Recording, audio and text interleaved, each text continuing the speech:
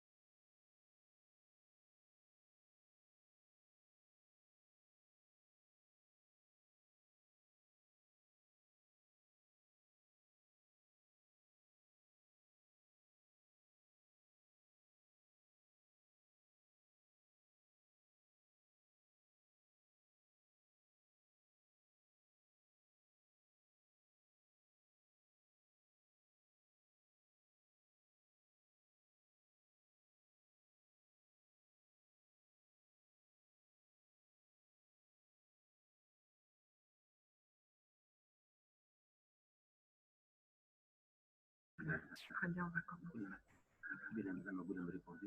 Oui.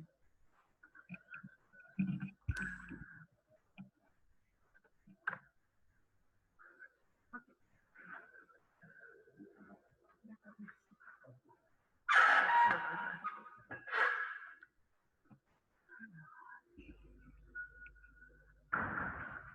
Alors, est-ce que vous m'entendez? Bonjour, c'est Docteur Boughuizy.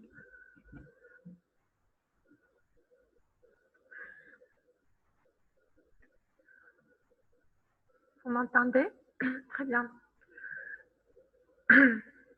Donc, avant de commencer, est-ce que vous avez des questions auxquelles je pourrais répondre avant de commencer? Donc, normalement, on devrait commencer à 9h30.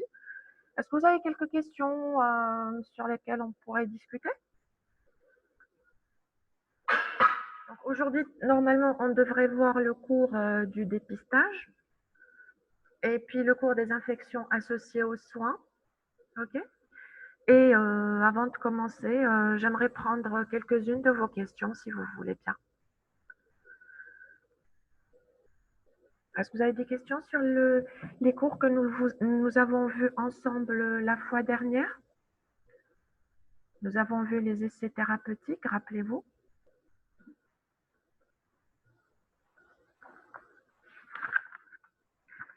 Et nous avons vu aussi l'épidémiologie des maladies transmissibles, où nous avons discuté donc de la chaîne de transmission, Puis il y avait le réservoir, la transmission proprement dite et la réceptivité. Pas de questions par rapport à ces deux cours? Très bien.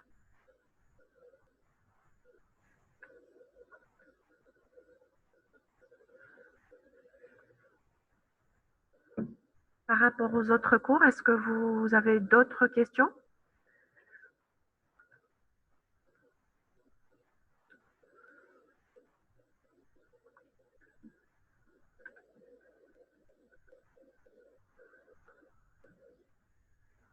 Oui, allez-y. La causalité. Alors, qu'est-ce qui ne va pas avec la causalité?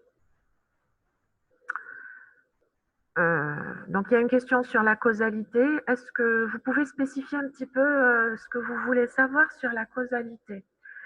Alors, les biais.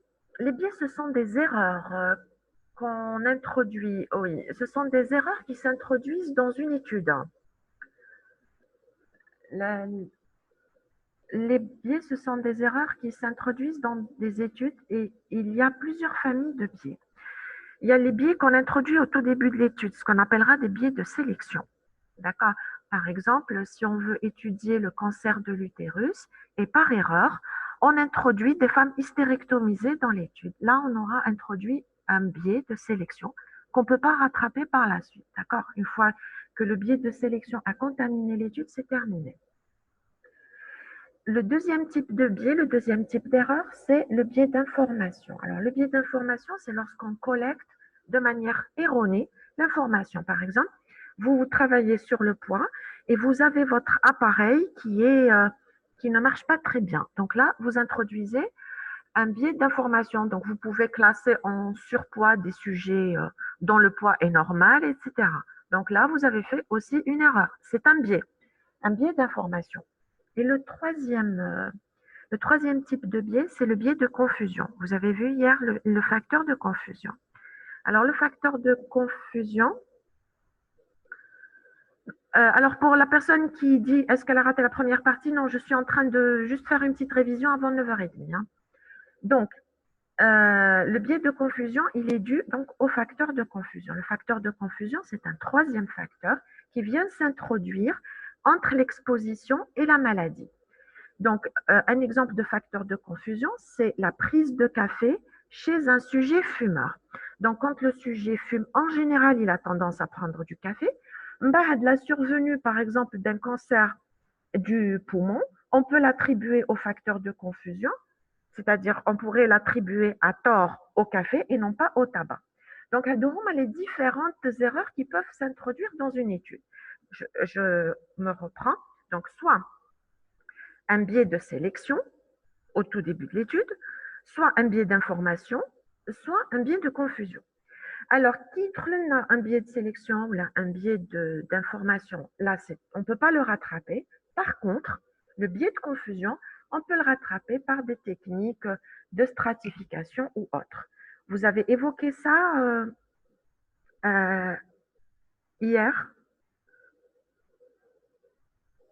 Alors, pour la personne qui m'écrit que normalement, on commence à 9h30, oui, vous commencez à 9h30. Là, ce que je suis en train de faire, c'est juste une petite révision par rapport au cours d'hier. Hein. Je n'ai pas encore commencé mon cours.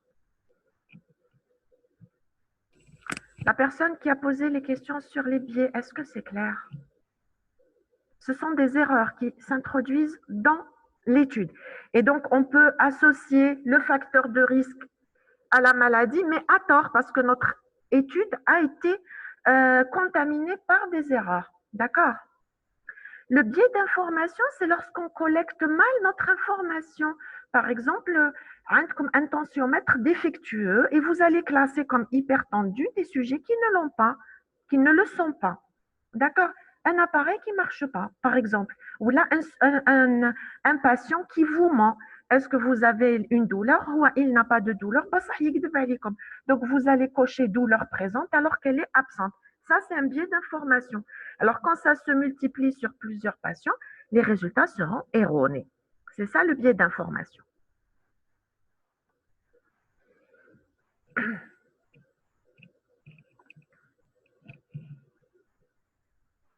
Alors, une relation réelle et causale et réelle et non causale.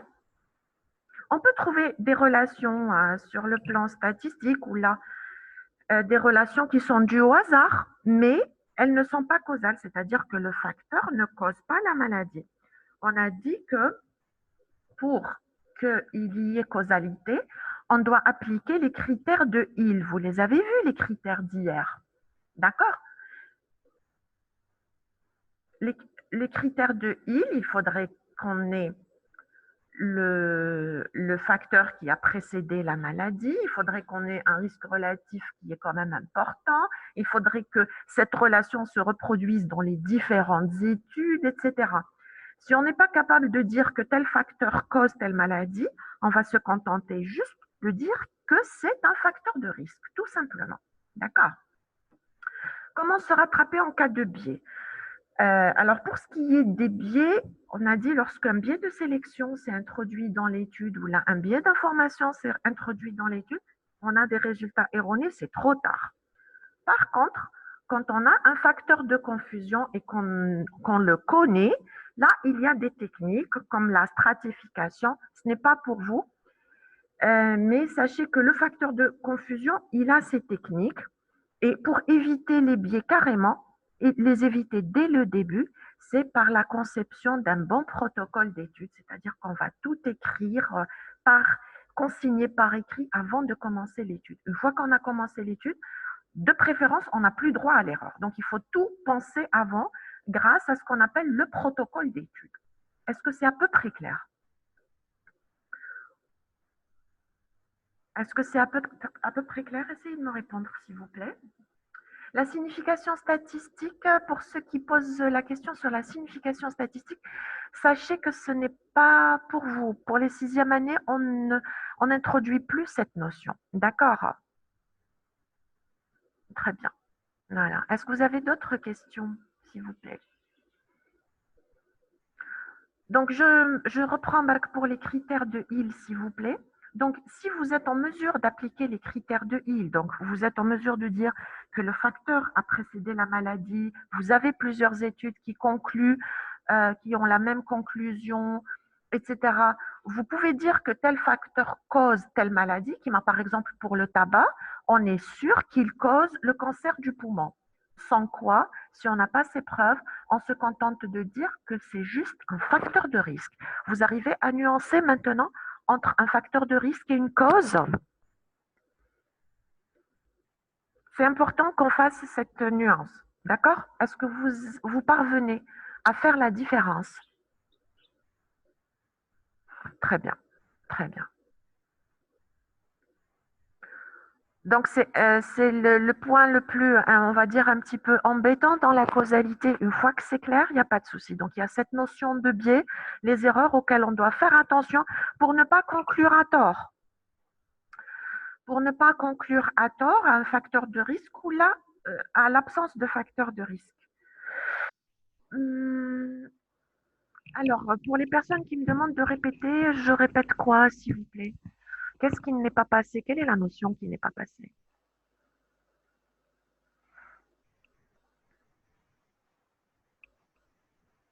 Voilà, la notion de cause et de facteur de risque. Alors, pour ce qui est des critères de Hill, vous les avez vus, il y a tout un faisceau d'arguments qu'il faut poser avant de se prononcer et de dire que tel facteur cause telle maladie. Parce que c'est lourd de conséquences quand on dit tel facteur cause telle maladie.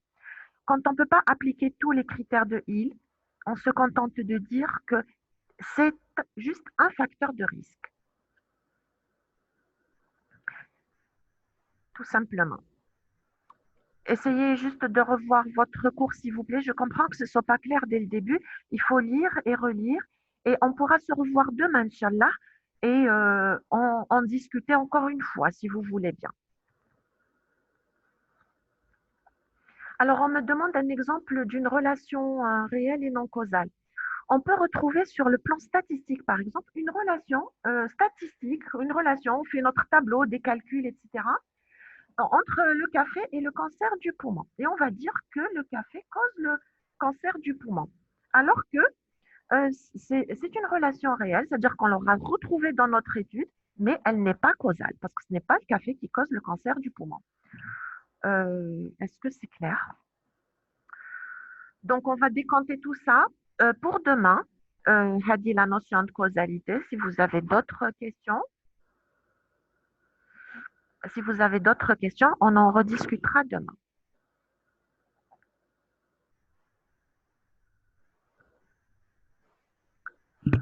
Hum.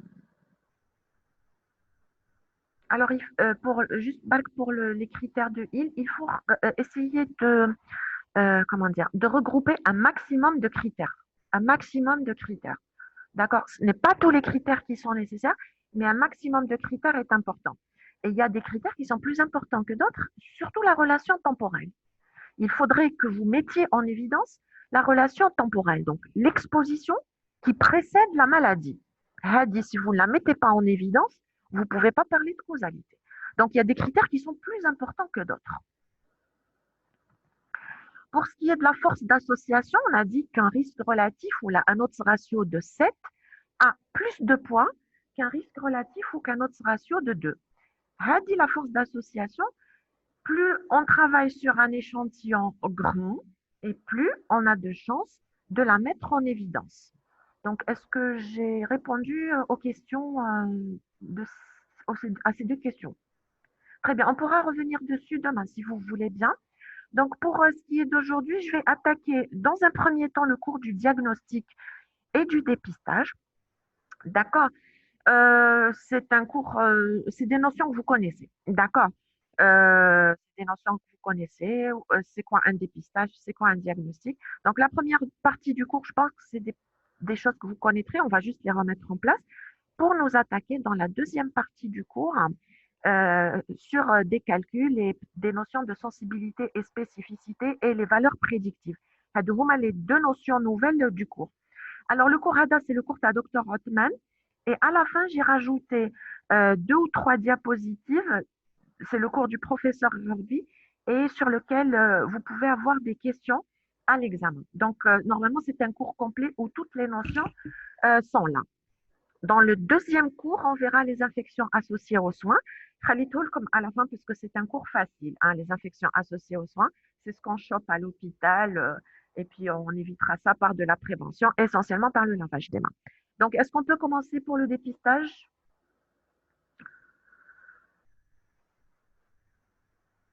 Très bien. Allez, on y va. Donc, le dépistage, c'est une action de prévention secondaire. Donc, pour qu'on se mette d'accord que le dépistage est une action de prévention secondaire. Alors, quelles sont les actions de prévention? La prévention primaire, c'est lorsqu'on agit avant l'apparition de la maladie. Donc, on essaye de tout faire des actions de prévention pour éviter l'apparition de la maladie. La prévention primaire a pour but de diminuer l'incidence des pathologies. Donc, un exemple de prévention primaire, c'est la vaccination, c'est l'éducation pour la santé. Donc, tout ce qu'on fait pour ne pas que la maladie apparaisse. Donc, ça, c'est la prévention primaire. La prévention secondaire, vous devez garder que c'est le dépistage. Donc, c'est-à-dire qu'on va agir au tout début de la maladie, on va essayer de la capter et de la traiter avant qu'elle ne complique. Donc, ça, c'est la prévention secondaire. Et la prévention tertiaire, c'est lorsqu'on a en face de nous une maladie chronique ou un handicap et on va essayer de travailler avec le patient pour qu'il puisse avoir une vie la plus normale possible. Donc, ce sont les 3 niveaux de prévention. Et le dépistage est une action de prévention secondaire. D'accord? Donc,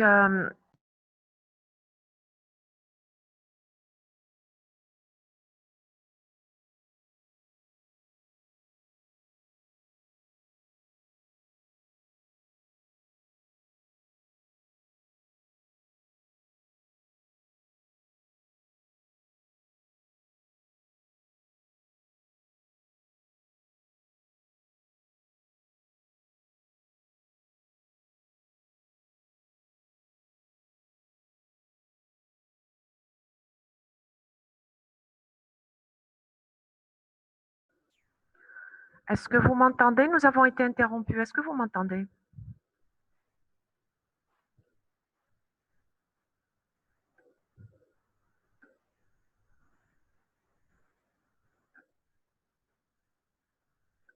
Est-ce que j'ai rétabli l'image?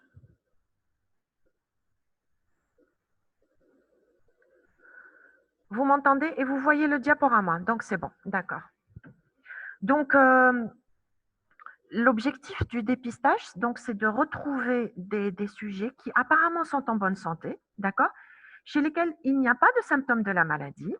Eh ben, on va dépister chez eux, on va retrouver la pathologie, on va procéder par la suite à des tests plus élaborés, des tests plus spécifiques, qu'on appellera tests de diagnostic, et qui vont nous servir de base pour le traitement des patients. Donc, la logique du dépistage, c'est d'avoir en face de soi des sujets qui sont apparemment en bonne santé, d'appliquer chez eux des techniques, ensuite de retrouver des sujets qui sont probablement malades. Par la suite, on avance avec des tests plus spécifiques. Ce sera des tests de diagnostic qui vont servir de base pour le traitement. Est-ce que c'est clair?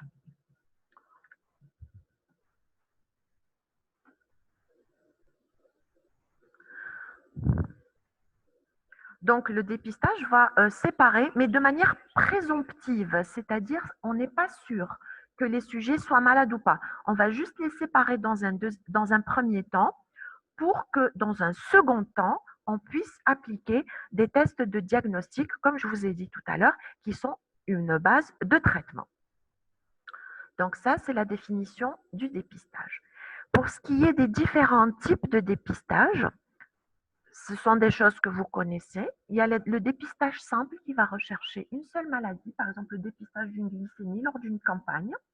Nous avons un dépistage multiple où là, il y a plusieurs tests qui vont dépister plusieurs pathologies. Par exemple, on va rechercher l'hépatite B, l'hépatite C, etc.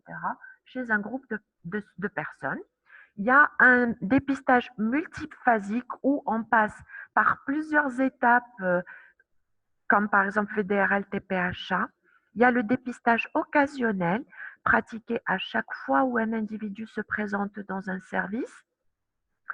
Il y a le dépistage systématique qui est pratiqué dans une population entière, donc ce sont des dépistages de masse. Le dépistage sélectif est pratiqué dans des groupes dits à haut risque, par exemple chez les patients hémodialysés, d'accord? On pratique régulièrement les dépistages des hépatites B, C et du VIH. Le dépistage précoce, donc lorsqu'on recherche une maladie à son stade initial. Un dépistage tardif, c'est lorsqu'on a des cas qui sont passés inaperçus dans la population, on les a oubliés, on peut se rattraper. Et un dépistage répété et continu va rentrer dans le cadre d'un programme de surveillance. D'accord? Je reprends encore l'exemple des patients dialysés. Normalement, tous les 6 mois, donc les tests sérologiques et TARM qui va rentrer dans le cadre de la surveillance épidémiologique de cette population spécifique. Est-ce que c'est clair pour ces différents types de dépistage? Donc là, il arrive qu'on pose des questions dessus à l'examen. Donnez un exemple de dépistage occasionnel. D'accord, c'est quelque chose que vous connaissez. Très bien. Donc, ça, c'est important. Ce qui est important, c'est de différencier justement ce qui est la différence entre un test de dépistage et un test de diagnostic. Ça, c'est important. Très important de discerner. D'accord. Le dépistage systématique, j'interromps. Le dépistage systématique, par exemple, c'est le dépistage à l'entrée du travail. On recherche la tuberculose, etc. pour les gens qui prétendent à un emploi. D'accord. Ça, c'est un exemple de dépistage systématique. Alors, cette plaque, elle est importante, s'il vous plaît. La différence entre un test de dépistage et un test de diagnostic. Là aussi, la question est récurrente dessus. Dr. Ottman aime bien poser cette question. Alors, un test de dépistage, on l'applique à des sujets qui sont apparemment en bonne santé. D'accord. En général, le dépistage est pratiqué sur des groupes de personnes. Je prends toujours l'exemple des sujets hémodialysés. Donc, ce sont des groupes de personnes sur lesquels nous allons pratiquer ces tests de dépistage. Alors, une fois qu'on dépiste, ça ne constitue pas une base de traitement. Donc, une fois qu'on aura écumé ces personnes qui sont apparemment malades, on va pratiquer sur elles des tests de diagnostic.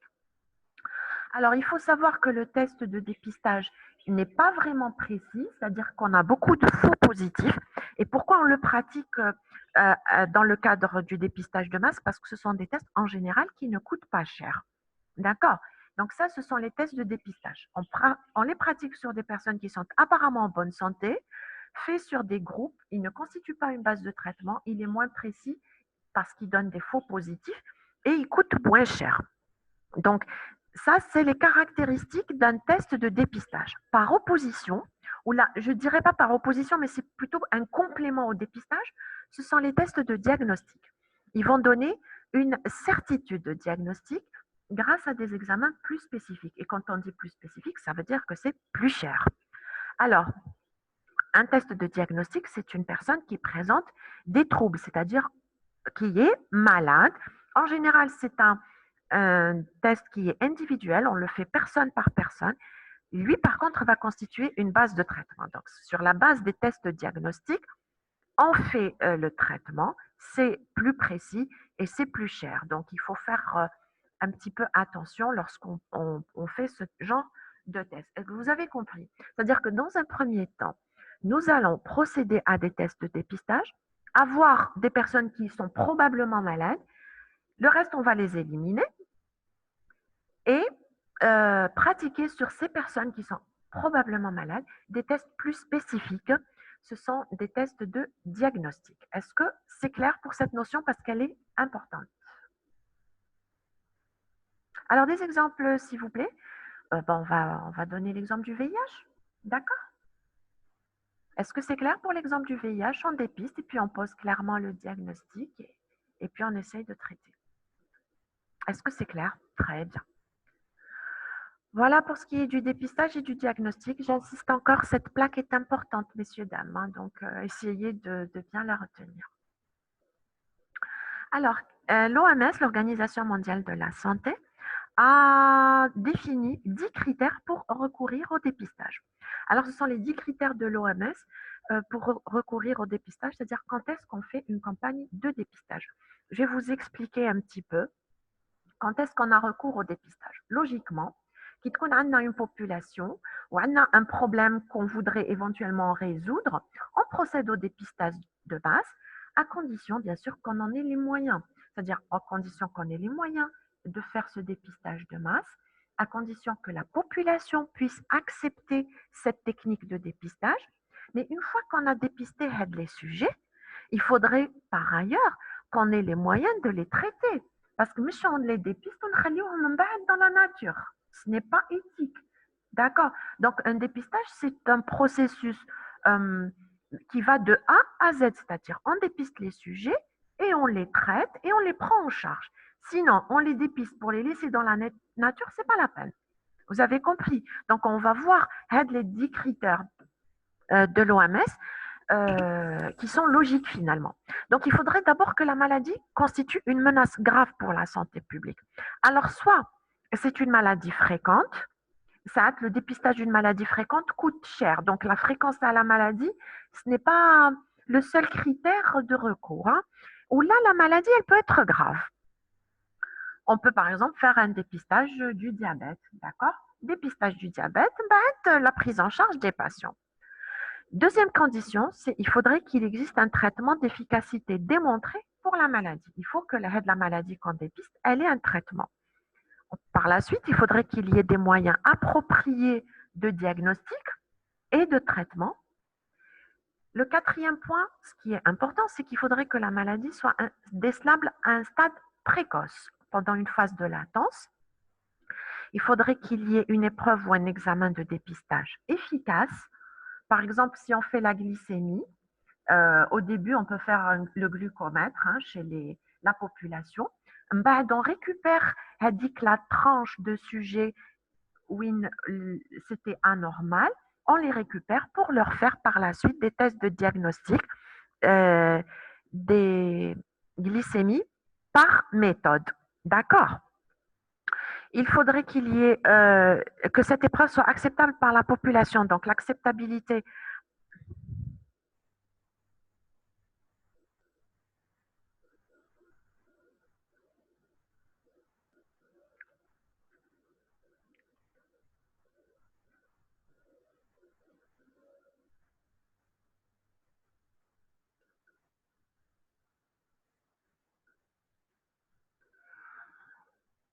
Est-ce que vous m'entendez?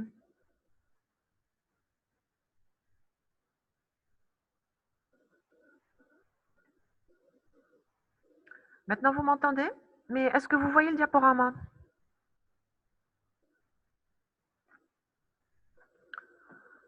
Vous voyez maintenant? Et maintenant? Pas de diapo?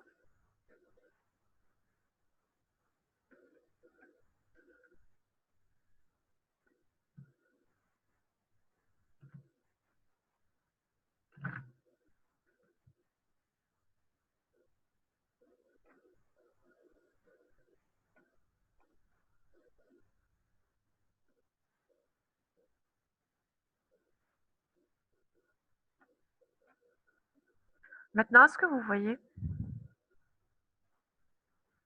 Oui, d'accord.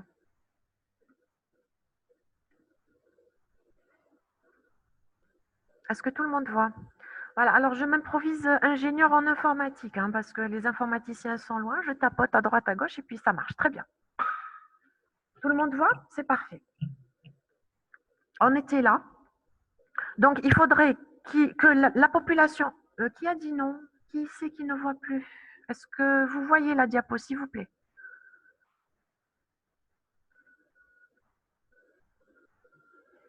Oui, on voit. Allez, très bien, je continue. Alors, il faudrait que la population accepte cet examen de dépistage. Il faut bien connaître la maladie aussi, ce qu'on appelle l'histoire naturelle de la maladie, c'est-à-dire le déroulement de la pathologie pour que on procède au dépistage. Le 8e point qui est très important, il faut que le choix des sujets qui vont recevoir le traitement soit opéré selon des critères préétablis. Par exemple, si je trouve tel problème, je traite de cette façon. Si je trouve tel autre problème, je traite de telle façon, etc. 9e point, il faudrait que le coût du dépistage soit acceptable. Et puis, il faudrait une continuité d'action. Donc, si on fait un dépistage du diabète cette année, ce serait bien de pouvoir le refaire l'année prochaine, etc. Vous avez compris les critères de l'OMS? Ce sont des critères logiques et cohérents, donc, et qui ont un intérêt dans la santé publique. Par exemple, dans un pays voisin, il y a une fois où ils ont dépisté, ça c'est des erreurs, ils ont dépisté le kystidatique du foie. D'accord, ils sont partis, ils ont dépisté le kystidatique du foie, sauf qu'ils n'avaient pas les moyens d'opérer tout le monde. Donc, à quoi ça sert finalement de dépister comme ça si en face, nous n'avons pas les moyens de prendre en charge? Donc, avant de s'engager dans une procédure de dépistage, il faut avoir les moyens de la prise en charge correcte des patients. Ça, c'est une condition qui est très importante à remplir. Est-ce qu'on est d'accord? On continue alors.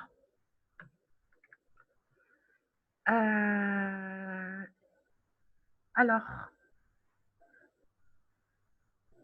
voilà. Alors, j'ai une question par rapport à la traitement des patients selon des critères préétablis. C'est-à-dire, il faut savoir comment traiter les patients. C'est-à-dire, mais si je dépiste les patients et après je reste dans la nature, je ne sais pas quel traitement appliquer ou là, vers quel centre les orienter.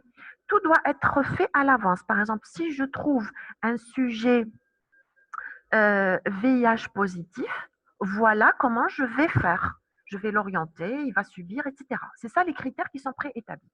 On est d'accord pour la personne qui a écrit les critères préétablis? Très bien. Alors, maintenant, on va s'attarder sur ce tableau, s'il vous plaît. D'accord? On prendra tout notre temps dessus. C'est un tableau de contingence. Non, un tableau de contingence, c'est un tableau à 4 cases qui comprend les malades, les non-malades, les totaux. D'accord? Donc là, dans l'intitulé du tableau, c'est la population soumise au test qui peut être partagée en 4 sous-groupes selon le schéma suivant. Bien, on va s'intéresser aux 2 colonnes du centre. Donc, la colonne malade et non malade. Donc, les patients alternants ont été partagés en 2 groupes, des groupes de malades et des groupes de non malades. Je vais vous expliquer. Donc, nous avons le test HADA qui est dans la colonne de gauche, cette nouvelle méthode, si vous voulez, ou cette méthode dont on veut étudier les caractéristiques. D'accord? On va l'appliquer sur des patients qui ont été déjà scindés en 2 groupes malades et non malades par une méthode de référence, ce qu'on appelle le gold standard. D'accord? Donc, on a des malades et des non malades, scindés donc grâce au gold standard. Puis, on va venir dans un deuxième temps appliquer cette nouvelle technique, ce nouveau test dont on veut étudier les caractéristiques. Le test soit positif, soit négatif, et à ce moment-là, on va avoir ce tableau de contingence à 4 cases. Lorsque le test est positif et que les sujets sont vraiment malades, d'accord? Donc, ce sont des vrais positifs. Donc, ce sont des sujets malades chez lesquels le test est positif. Donc, ce sont des vrais positifs. J'avance horizontalement. Lorsque le test est positif, alors qu'en réalité, le sujet n'est pas malade, ça, c'est un faux positif. D'accord? Et le total, donc, de cette ligne, ce sera l'ensemble des positifs, les vrais et les faux. Est-ce que vous me suivez? Répondez, s'il vous plaît, est-ce que vous avez compris? Oui, très bien, c'est parfait.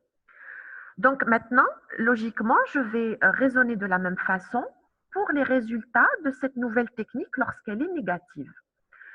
Les résultats de cette technique, lorsqu'ils sont négatifs alors que le malade est réellement malade, c'est une fausse.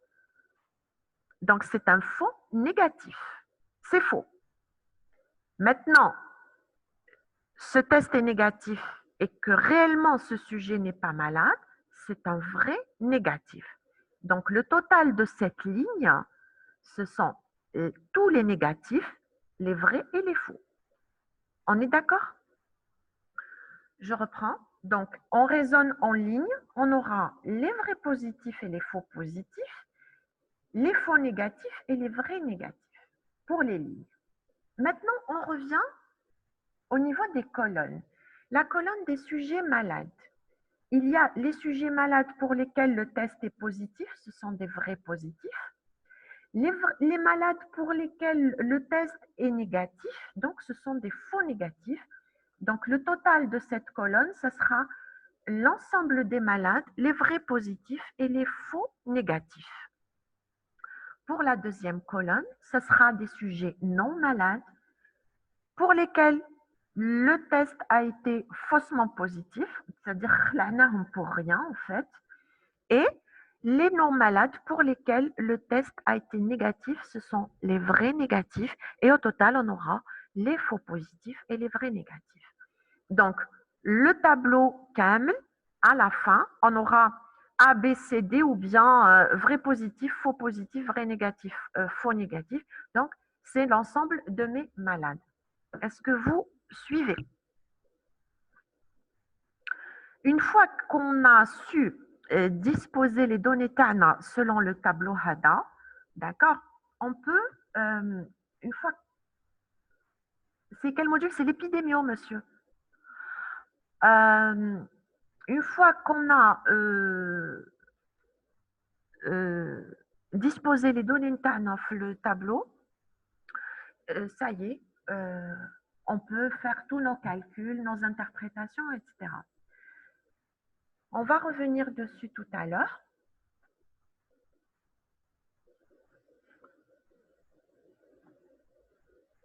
Donc, pour évaluer un test, on va définir des caractéristiques. On va parler de la sensibilité, de la spécificité et des valeurs prédictives, positives et négatives.